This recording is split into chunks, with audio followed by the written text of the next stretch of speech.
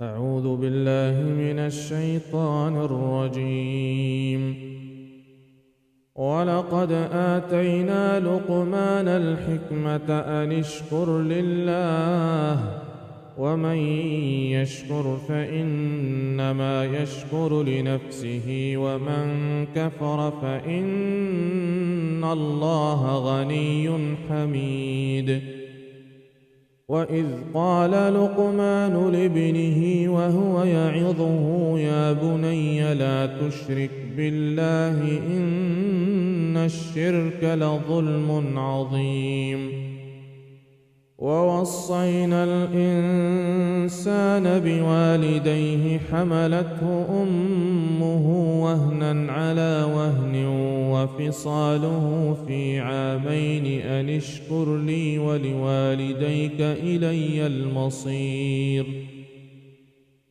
وإن جاهداك على أن تشرك بي ما ليس لك به علم فلا تطعهما وصاحبهما في الدنيا معروفا واتبع سبيل من أناب إلي ثم إلي مرجعكم فأنبئكم بما كنتم تعملون.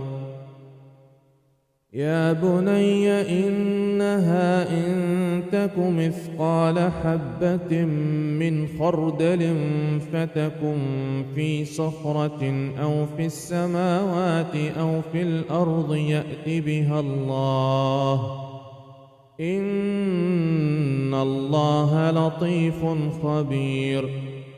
يا بني أقم الصلاة وأمر بالمعروف وانه عن المنكر واصبر على ما أصابك إن ذلك من عزم الأمور. ولا تصعر خدك للناس ولا تمش في الأرض مرحا إن الله لا يحب كل مختال فخور.